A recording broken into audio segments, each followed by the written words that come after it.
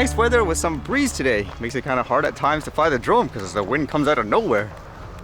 And what's going on today?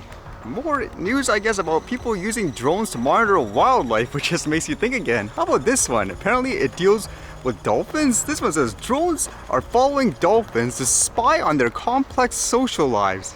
A study published in June in the Journal of Ecology and Evolution found that using unoccupied aerial systems or drones to photograph bottlenose dolphins can inform their conservation efforts.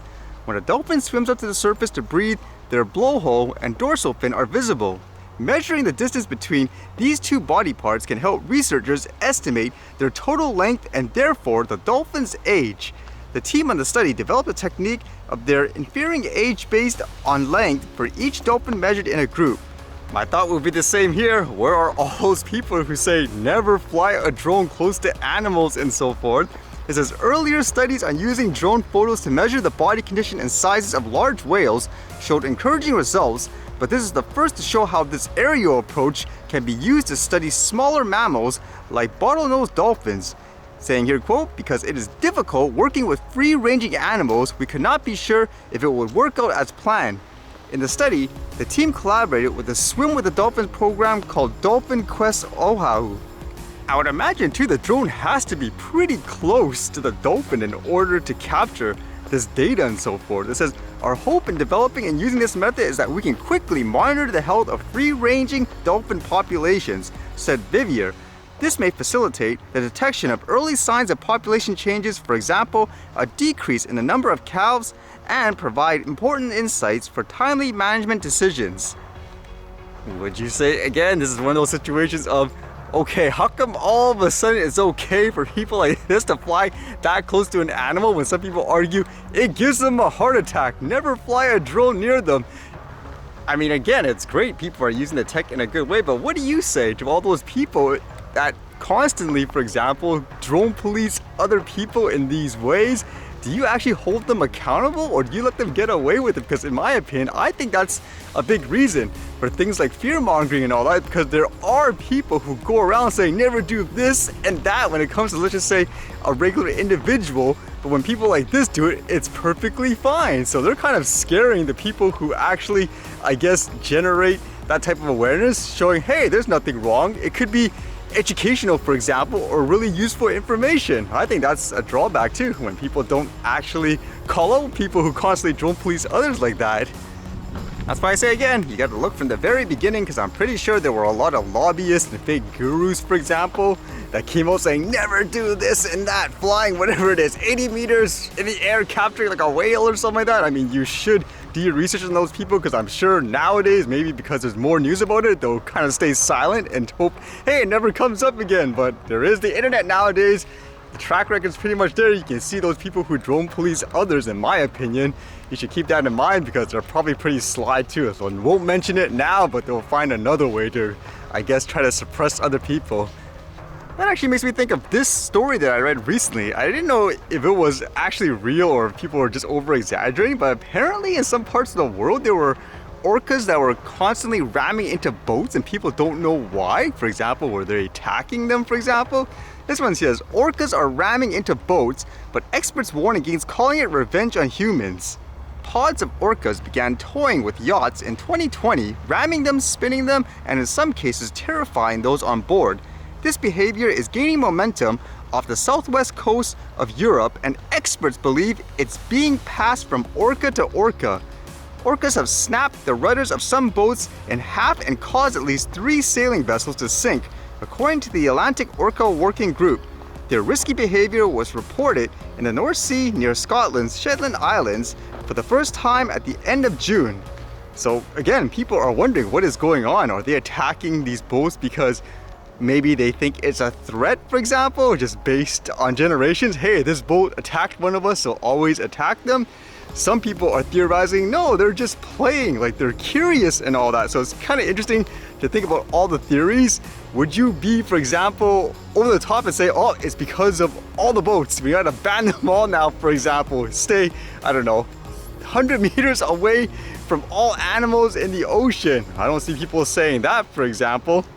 It's kind of interesting too, in these cases, it's good in terms of challenging your perspective too, because everyone sees something different. And the guy here says, like any fad, Greg predicts the orcas will emulate this behavior for a while, but eventually it will fizzle out. When he first clicked on one of the viral Orca Attack videos, he said he was surprised at how not violent the encounter was. They're sort of lazily swimming up toward the rudder and they sort of bump against it and it snaps in half, said Craig. They're enormous animals, so for them, snapping off a killer rudder is not really a big deal. It'd be like us snapping a Pop-Tart in half. It is an interesting perspective because I know when it comes to animals, for myself for example, I just based everything on practical, real life encounter and experiences. So a great example I guess is with the geese. A lot of people fear them, saying, oh no, they're gonna attack you and all that, but you guys notice when usually when I'm around them, they don't care because they're so used to it.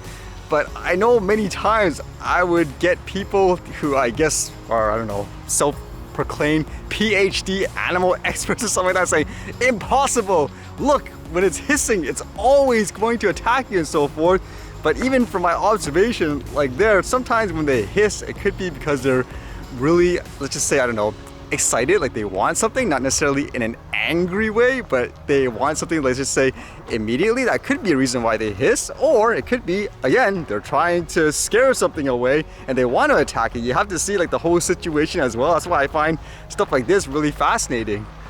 It's like any other topic in life, for example, like the drones. When I see people fear-mongering it, demonizing others, I kind of see the same thing where for some reason they're really ignorant about a topic and they're basing everything on fear and emotion. So in my opinion, it's good to actually read stuff like this and challenge your perspective, because who knows, you may be completely wrong in terms of something that you don't understand.